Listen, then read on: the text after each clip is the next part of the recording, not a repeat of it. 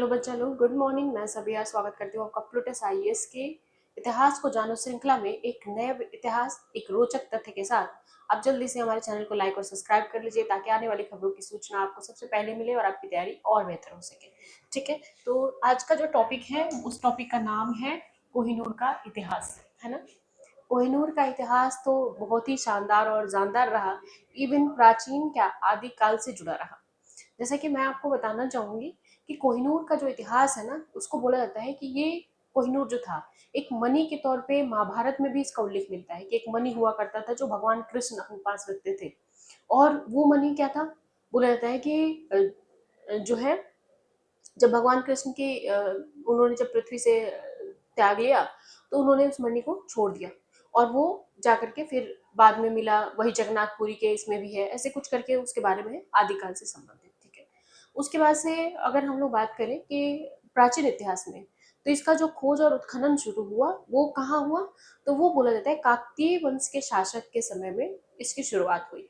ठीक है, किस राजा के समय में खोजा गया, किस वंश में, तो काकतीय यानी दक्षिण भारत के।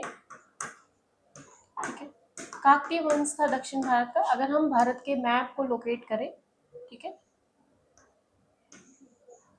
तो ये वाला जो हिस्सा आप देख रहे हो ना, यही था काकतीय वंश, है ना। तो काकतीय वंश से इसको खोजा गया, कहाँ से, गोलकुंडा के खानों से। गोलकुंडा, बिदर, बरार, ये सब पढ़े हैं ना आप लोग विजयनगर में। तो गोलकुंडा के खानों से खोजा गया था और निकाल के वहां के जो खोदे थे वो लाके वहां के राजा को दे दिए और वहां के राजा ने अपने कुलदेवी के आंख में इसको लगा दिया। काफी चमकीला और प्रसिद्ध था। बोला जाता है कि कोहिनूर श्रापित है और जिस जिसने इसको ग्रहण किया उसका विनाश हुआ।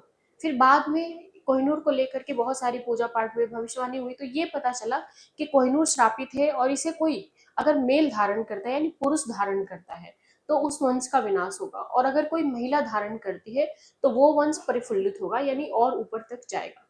ठीक है, तो जैसा कि मैंने बताया ना, काकतीय वंश, तो काकतीय वंश की राजकुमारी थी रुद्रम्मा, नाम था, है ना। तो रुद्रम्मा देवी थी और उनका विवाह रुद्र से हुआ था, इसीलिए उनको रुद्रम्मा कहा जाता था। क्योंकि वो उनका जो बचपन था वो उनको उनके जो पेरेंट्स थे लड़का के रूप में प्रेजेंट किए, तो वो एक अलग हिस्ट्री है, मैं उसको कभी बढ़ा दूंगी। बट अभी हम लोग कोहिनूर को पढ़ रहे हैं तो उसमें थोड़ा देखते हैं कि कैसे इसने किस किस वंश को नुकसान पहुंचाया या बर्बाद किया या क्या सच है। ठीक है, तो वहां से जब मिला काकतीय वंश से तो उनके पास था। अब काकतीय वंश के बाद से दक्षिण भारत विजय अभियान करेगा जब अलाउद्दीन खिलजी, है ना। तो अलाउद्दीन खिलजी जो है आक्रमण करेगा, यानी अलाउद्दीन खिलजी की सेना का नेतृत्व तो कौन किया, मलिकाफुर ने। और मलिकाफुर ने क्या किया कि विजय अभियान के समय में जब गोलकुंडा पे आक्रमण करेगा तो वहां के शासक रहेंगे रामचंद्र देव। ठीक है, वो उसको वो हीरा सौंप देंगे, उसे में लूट करके लेके आएगा मलिकाफुर और ला करके अलाउद्दीन खिलजी को दे देता है। अलाउद्दीन खिलजी उसे अपने पास रखता था। अलाउद्दीन खिलजी को शौक था कि दुनिया की जितनी नायाब चीजें होंगी वो उसके पास होनी चाहिए। जैसा कि मैंने बताया भी आप लोगों को, पद्मावती की कहानी पिछले वीडियो में सुनाया भी है, तो वो अपने साथ रखता था। अलाउद्दीन खिलजी इतना प्रभावशाली शासक था, लेकिन उसका अगला जो वंश हुआ वो पूरी तरह से बर्बाद। कोई ऐसा नहीं हुआ जो अलाउद्दीन खिलजी के साम्राज्य को संभाल के रख सके। ठीक है, अलाउद्दीन खिलजी के बाद से वो हीरा मोहम्मद बिन तुगलक के पास रहा।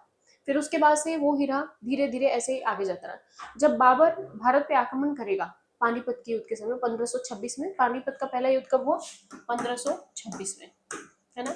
1526 में जब आक्रमण होगा तो बाबर को इब्राहिम लोदी के राजकोष से वो मिलेगा, लेकिन बाबर इन सब चीजों को उतना महत्व नहीं देता था, तो उसने धारण नहीं किया, उसके राजकोष में पड़ा रहा।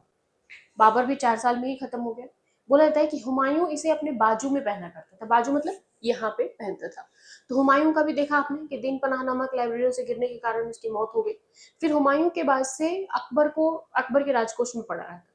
अकबर के बाद से जहांगीर इसे धारण करता था और जहांगीर की जो मृत्यु हुई वो काफी भयानक रही, आप लोगों को पता ही है, सुनाया भी है मैंने कहानी। और जहांगीर के बाद से शाहजहां ने इसे अपने तख्ते ताउस यानी मयूर सिंहासन में लगाया। ठीक है, तख्ते ताउस को डिजाइन कौन किया था, बेबादल खान ने, है ना। मयूर सिंहासन जो था बेबादल खान ने, और ताजमहल को हमीद अहमद लाहौरी ने डिजाइन किया था। ठीक है, तो कहेंगे कि उसके बाद शाहजहां, और शाहजहां के बाद से जो भी मुगल शासक आए उसमें बैठे। लेकिन बोला जाता है कि शाह मोहम्मद शाह रंगीला के समय में, जब 1739 में, कब, 1739 में नादिर शाह का आक्रमण होगा भारत पर। तो नादिर शाह जब भारत पर आक्रमण करेगा तो भारत को लूटने के क्रम से वो दिल्ली जब पहुंचा तो नादिर शाह क्या किया कि देखा उस समय तक कोहिनूर जो था, कोहिनूर को छुपा लिया गया, इसमें से तख्ते ताउस से निकाल लिया गया था। तख्ते ताउस तो अपने साथ ले ही जा रहा था, लेकिन ये हो गया ना कि इस तख्ते ताउस में कोहिनूर था जो उसके पास नहीं था, उसमें दिख नहीं रहा था। तो वो बहुत कोशिश करता है लेकिन पता नहीं चलता उसको। इसकी रंगीला की, मोहम्मद शाह रंगीला की एक दासी रहती है जो मुखबरी की रही, मुखबरी का मतलब जाके नादिर शाह को बता देती है कि वो हीरा मोहम्मद शाह अपने पगड़ी में धारण करता है। यानी पगड़ी के अंदर जैसे पगड़ी पग बांध लिया और इसके यहाँ पे रख के और फिर ओढ़ लिया टोपा को अपनी पगड़ी को। फिर नादिर शाह एक गेम खेलता है मोहम्मद शाह के साथ और पगड़ी बदलने का। तो मोहम्मद शाह जब पगड़ी उतार, नादिर शाह उतार के रख देता है और मोहम्मद शाह भी अपनी जब पगड़ी उतारता है तो कोहिनूर गिर जाता है। उसी समय जब वो दिखता है कोहिनूर उसको, उसकी आंखें चौंधिया जाती है और नादिर शाह ने ही इस हीरे को कोहिनूर नाम दिया। कोह मतलब, बिल्कुल कोह मतलब कि संसार और नूर मतलब रोशनी, है ना, संसार की रोशनी कोहिनूर। तो इस तरह से उसका नाम पड़ा। नादिर शाह उसे लूट के लेके चला गया। बट नादिर शाह के आपसी विवाद के कारण अफगानिस्तान का शासक अहमद शाह दुर्रानी जो है आक्रमण करेगा और फिर उस हीरे को लूट लेगा। फिर आपसी विवाद चलता रहेगा। एक बार होता है कि जमान शाह जो दुर्रानी का भतीजा रहता है और जमान शाह का पीछा करते हुए अहमद शाह अब्दाली जो है वो पहुंच जाता है भारत तक। उस बीच में भारत में जो शासक थे उनका नाम था रंजीत सिंह। बहुत अच्छा चल रहा था सिख संप्रदाय और बहुत अच्छा उनका शासन भी चल रहा था। रंजीत सिंह बहुत ही अच्छे और अच्छे राजा रहे, अच्छे शासक भी रहे और उसी में जमान शाह की वो सहायता करेंगे, उसे बचाएंगे और अपने शरण देंगे। इसी उपलक्ष्य में खुश होकर के जमान शाह वो हीरा रंजीत सिंह को दे देता है और रंजीत सिंह उस हीरे को ब्रेसलेट के तौर पे धारण करते थे अपने हाथ में।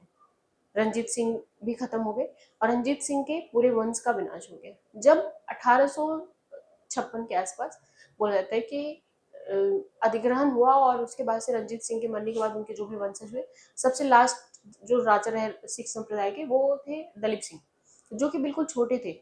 उनको पढ़ाई करने के लिए डलहौजी ने इंग्लैंड भेज दिया और उनके साथ कोहिनूर को भी एक शिप से, सोचो एक शिप अकेले भारत से कोहिनूर को लेके गया। यानी उसमें सिर्फ कैप्टन थे और कुछ 10-12 लोग थे जो जहाज के रख रखाव के लिए थे। वो जहाज ना जाने कितने समुद्री तूफानों का सामना किया होगा बीच में और तब जाकर के कहीं वो अपने डेस्टिनेशन को पहुंचा।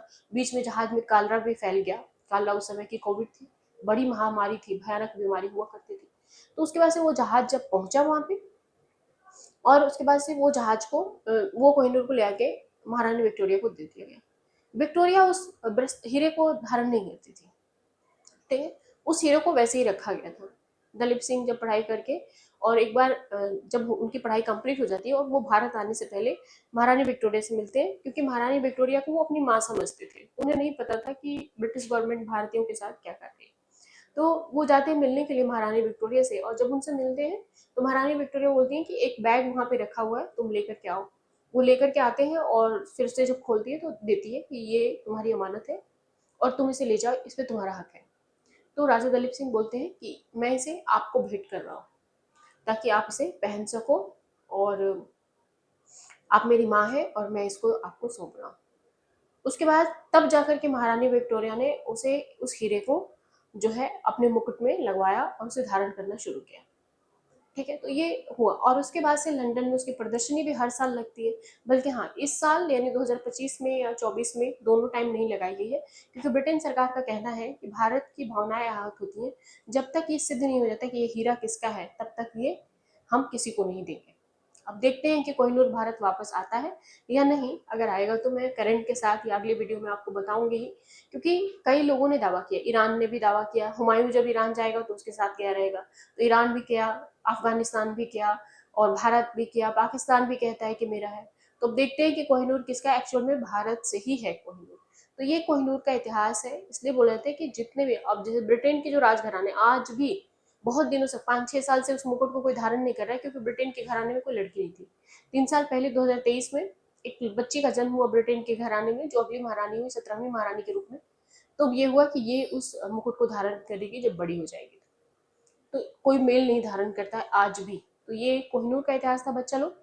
अगली बार फिर मिलूंगी कुछ नए विषयों के साथ। तब तक आप अपना ख्याल रखें, खुश रहिए, पढ़ाई करते रहिए। Thank you.